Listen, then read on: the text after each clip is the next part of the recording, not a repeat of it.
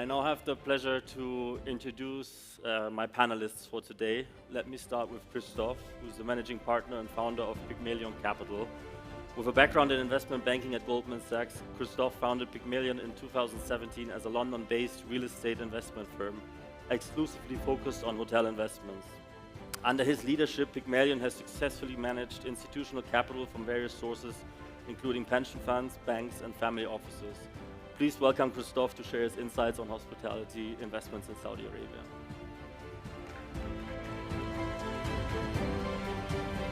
I would now like to welcome Amin, Managing Director at Certares.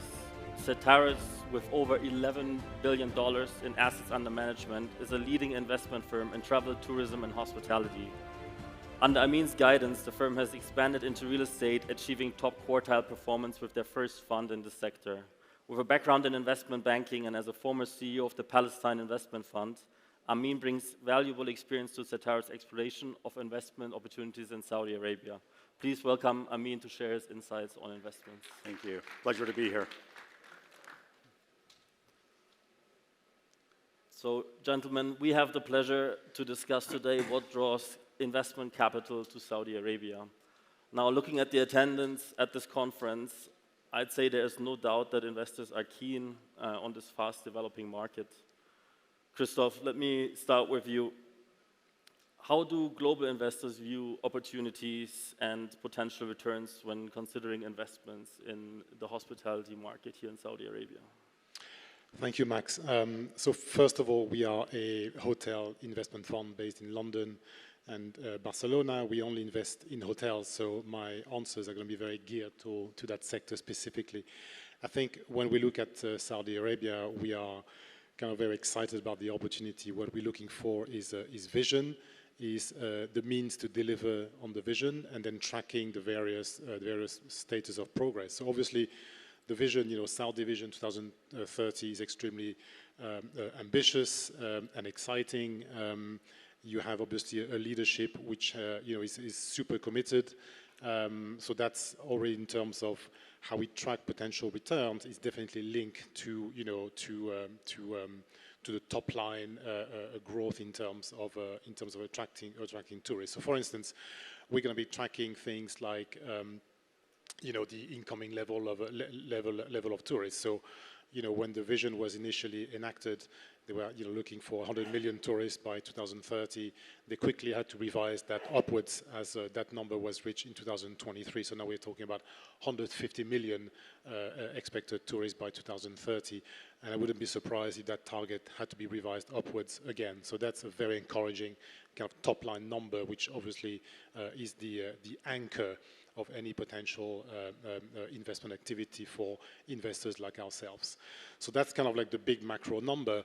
Obviously, for us as hotel investors, what we're going to be tracking as well is the number of hotel signings. So that would be a very important data point for us.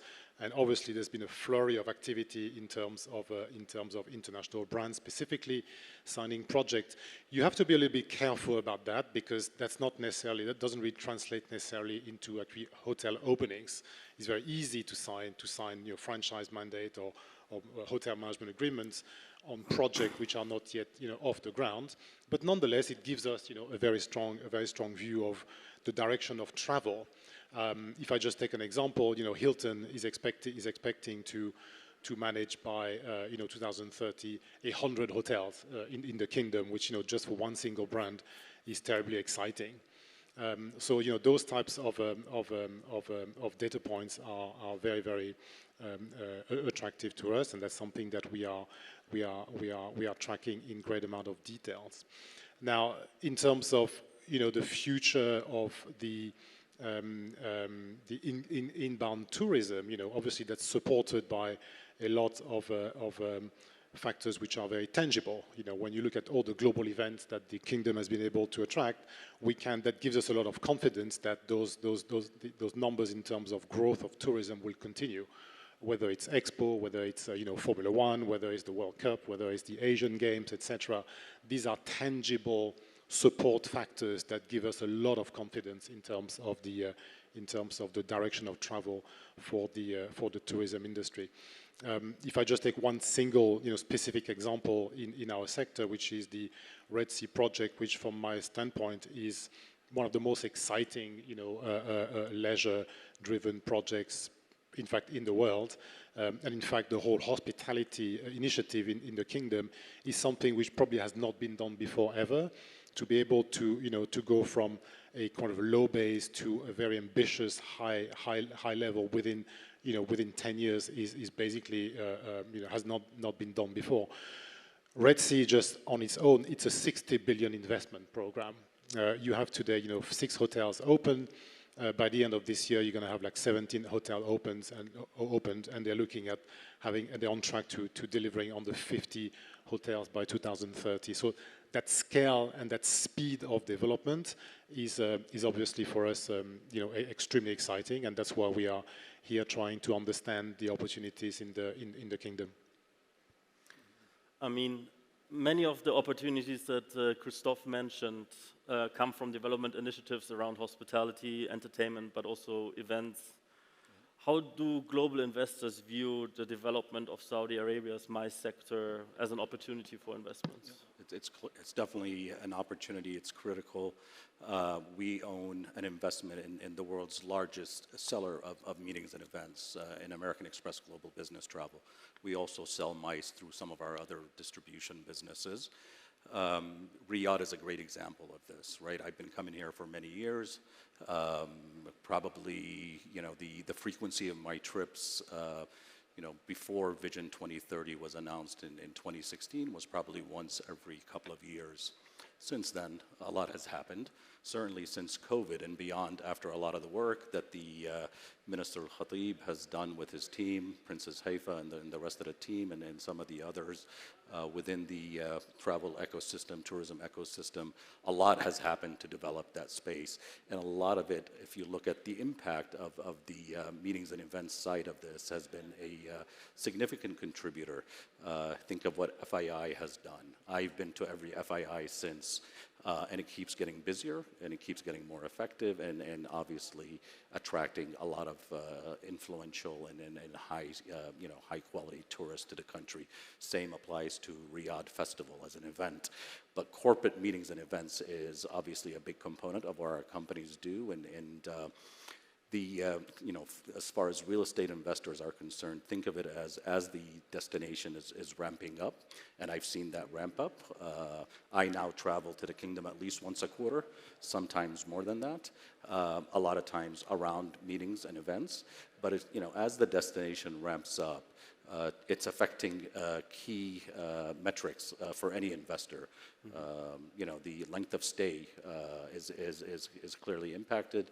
Average ADRs, average occupancy, all of those things are great news for any investor looking at hospitality in the Riyadh area and other key destinations within Saudi Arabia, for example.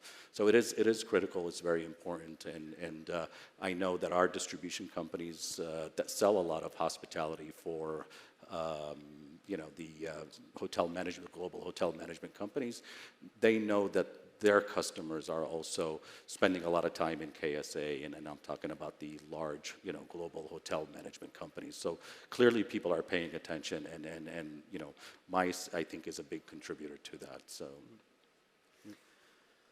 Christophe, where there are opportunities, there are often also challenges that need to be overcome.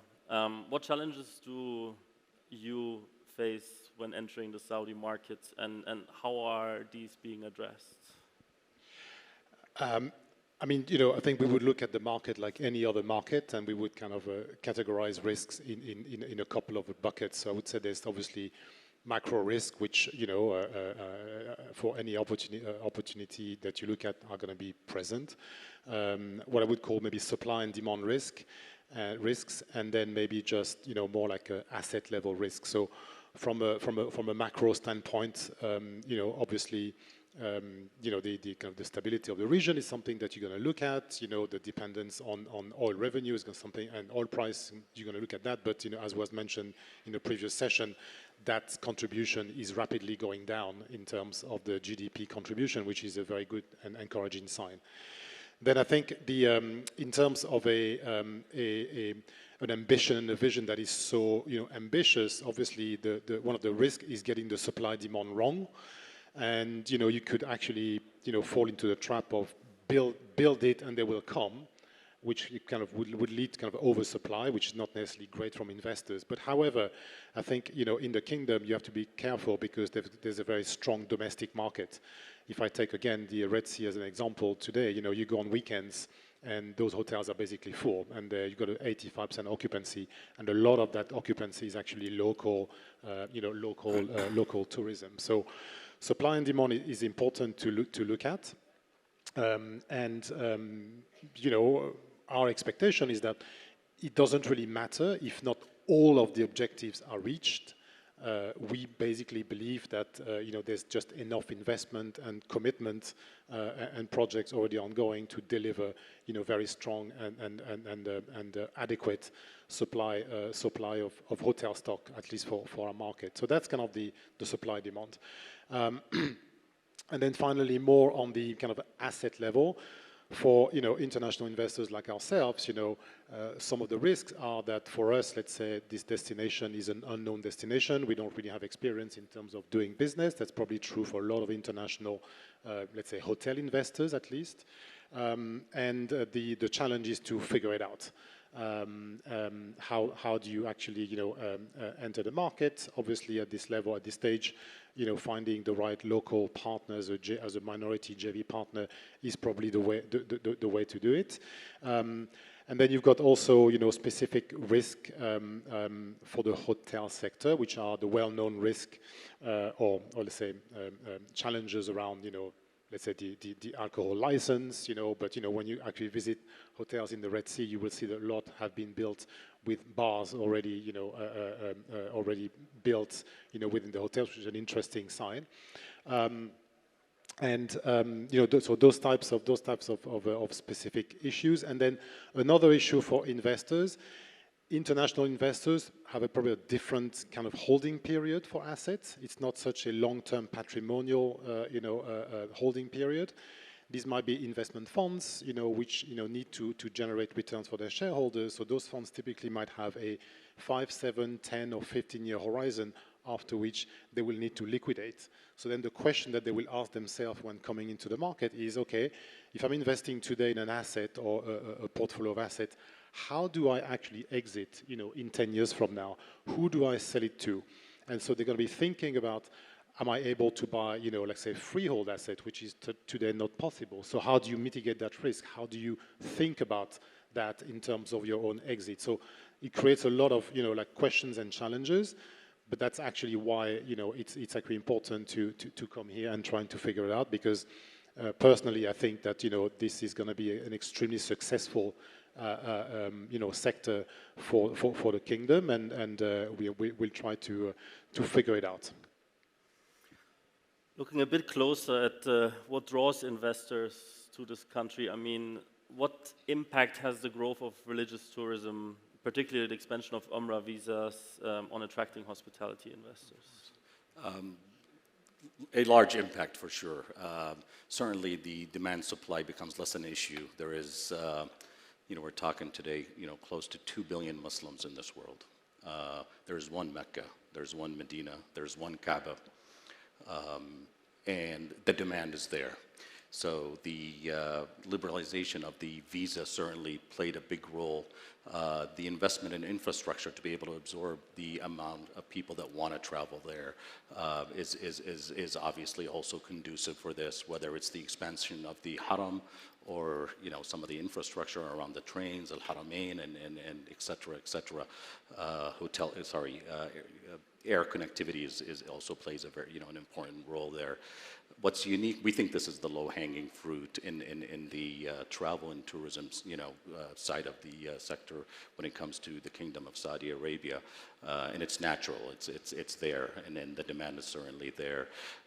It is unique when you look at the Umrah business. I think numbers last year were probably in the low teens of millions of people Vision 2030 expects that number to be 30 million plus. So that is, clearly lots of demand expected. You see that in the construction that is taking place in the, around the holy sites and in the region. And a big component of that is not only related to, Mecca, Medina. I think about, packaging Umrah with Umrah Plus. So, someone that's coming in for a MICE event might decide to go to Umrah and obviously visit other destinations that they wouldn't have otherwise visited, but they did because they came from an Umrah. So there's, it's in terms of number of tourists, it's there, it's ready, and it's probably going to only improve and get better to be able to absorb larger numbers of people. And we think this is, for a real estate investor or hospitality investor, definitely one of the most exciting sectors in the kingdom when it comes to travel and tourism.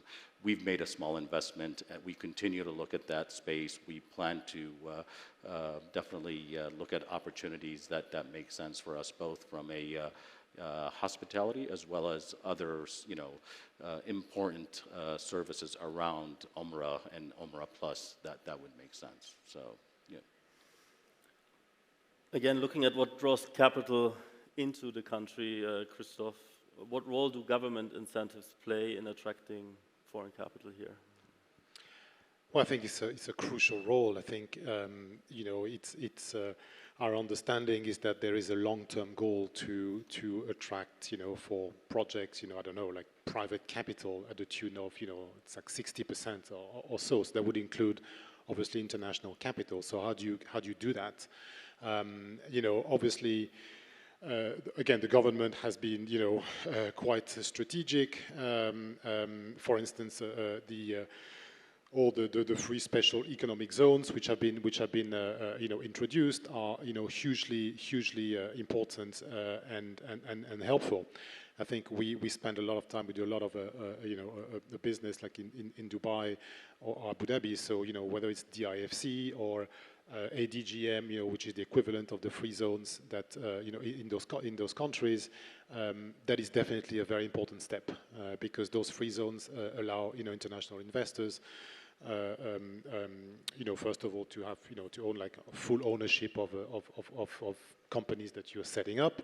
It will allow give you very advantageous tax benefits and just I think really expedite the way of being able to do business and set up companies. So that's a very, very useful and important element of attracting foreign capital.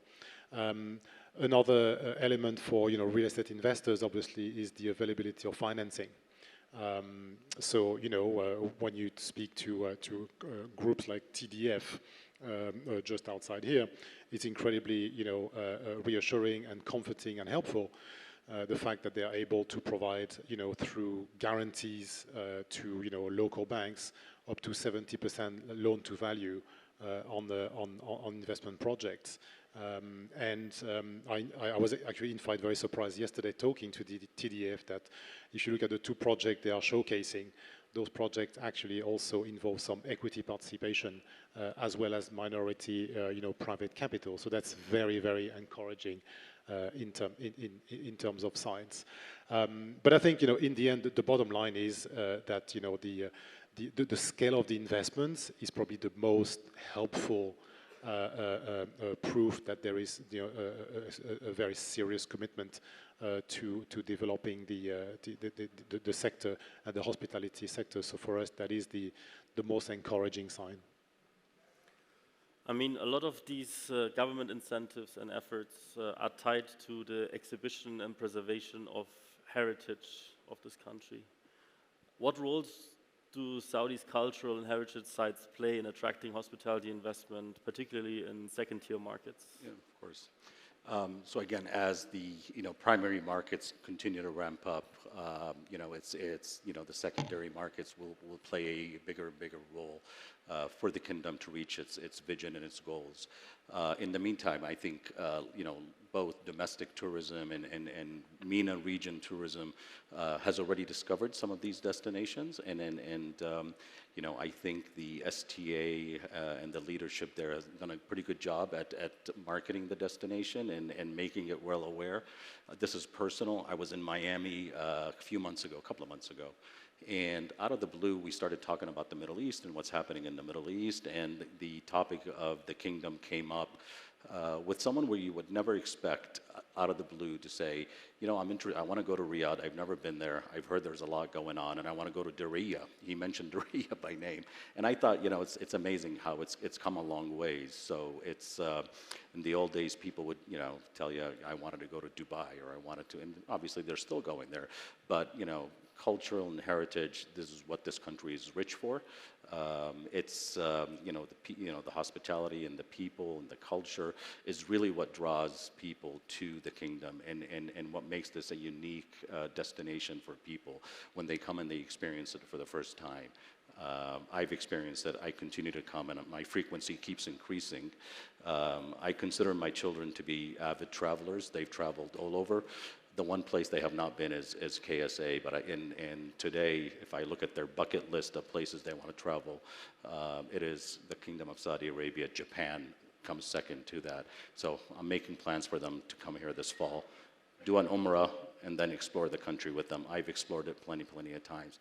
What draws me the most to it is the warmth and the hospitality of the people, the culture and the heritage that exists in Saudi Arabia. So I think we could build a lot on that. And then again, as the industry continues to ramp up, there will be more and more to do in the destination cities, whether it's Asir, Suda, some of them absolutely wonderful, magnificent places for people to visit.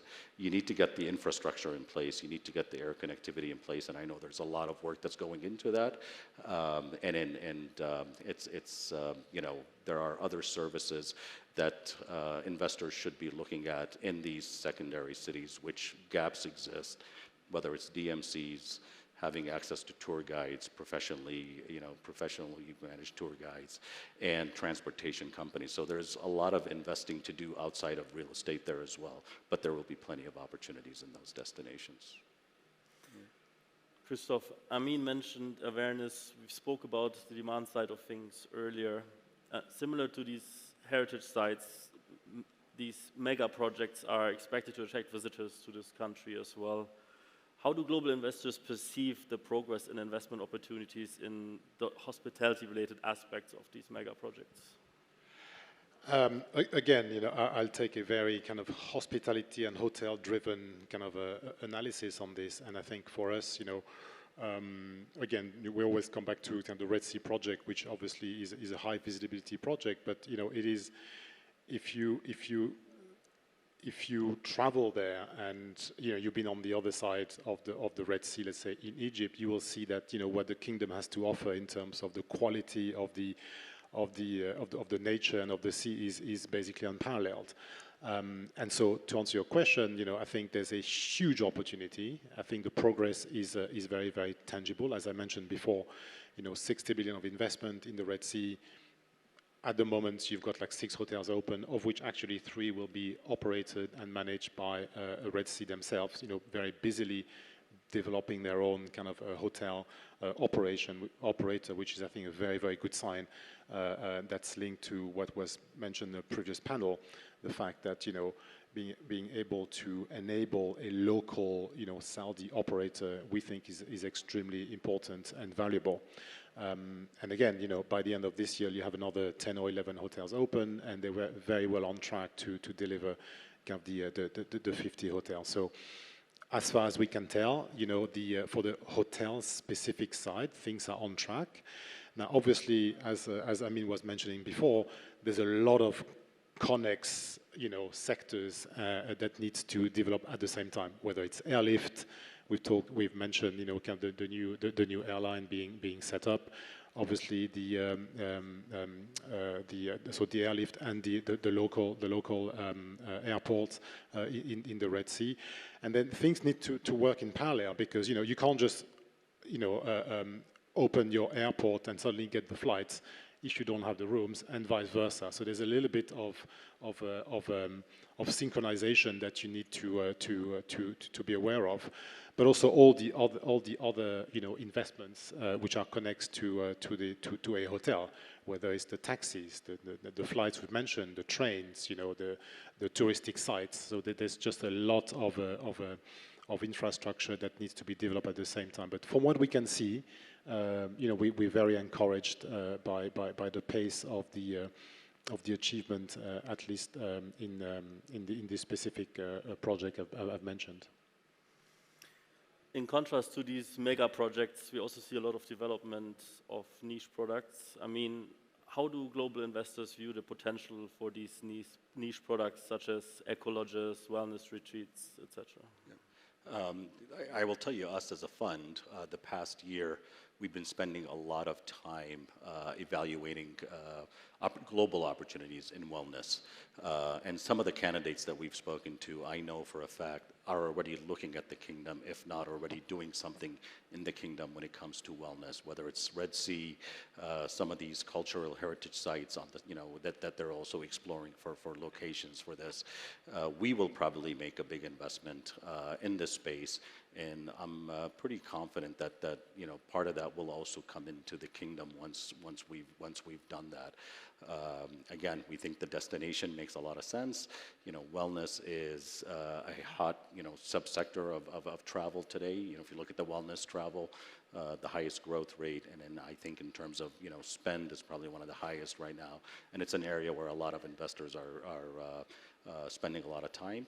We think the kingdom is well positioned, again, as the destination ramps up to take advantage of that. And we know of people that are also looking to invest in the kingdom, specifically around wellness. Eco lodges and others, anything related to activities, travel, that is something that definitely also is an area of interest for us as from the travel distribution side of the business.